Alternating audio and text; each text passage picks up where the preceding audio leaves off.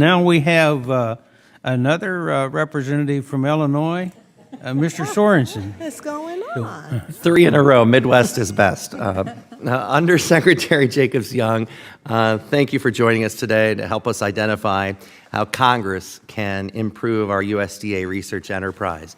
The University of Illinois at Urbana-Champaign is one of our nation's premier land-grant universities.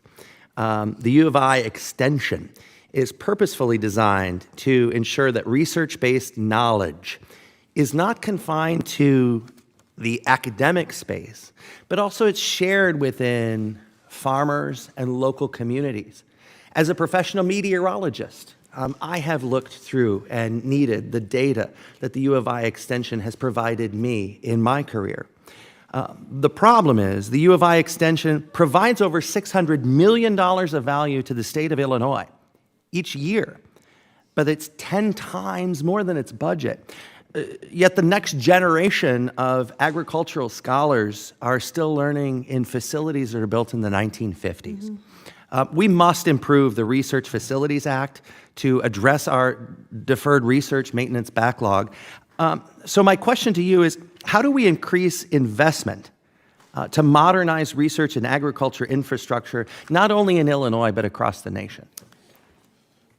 Yes. How do we do that? Having most recently been the administrator for the Agriculture Research Service, I've been a broken record around our need to modernize our scientific infrastructure. It only takes walking around a land-grant university campus and seeing the engineering facilities, seeing the medical schools. I mean, even some of the chemistry buildings are better. And then there's our 1964 building right there. You ever been to Penn State's campus? It's right across from the ice creamery. It's hard to hide. And so students are walking around that campus, and that's what they see.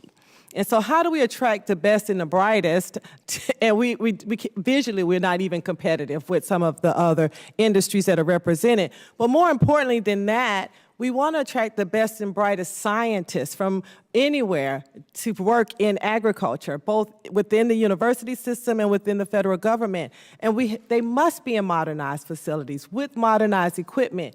Yet, I was riding in with the administrator of ARS this morning, and we're up with almost to $1 billion in deferred maintenance across the country. So let alone rebuilding buildings, we cannot keep up with deferred maintenance. And that story is the same in the land-grant university system. And so I look forward to working with Congress to have conversations about how we address this need for modernized facilities. Just could you give us any examples on what Congress's role should be in making sure that this occurs? Well, I'll give you an example for the Agriculture Research Service. In 2015, based on a capital investment strategy, we received the first $45 million in terms of reinvesting in our capital across the country. Since that point, we've received $1.3 billion. And I will share with you, because of Congress's support, ARS has been able to build facilities and to begin facilities, and most of them are on land-grant university campuses. And so I'm very excited that in that effort, I was not only able to help ARS, but to help our university partners as well. At U of I, we have the RIPE project.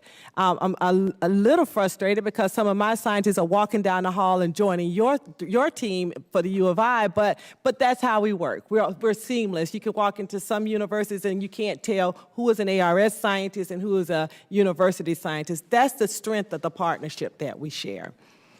As a professional meteorologist, I know the unpredictable pace of change that with our weather and markets.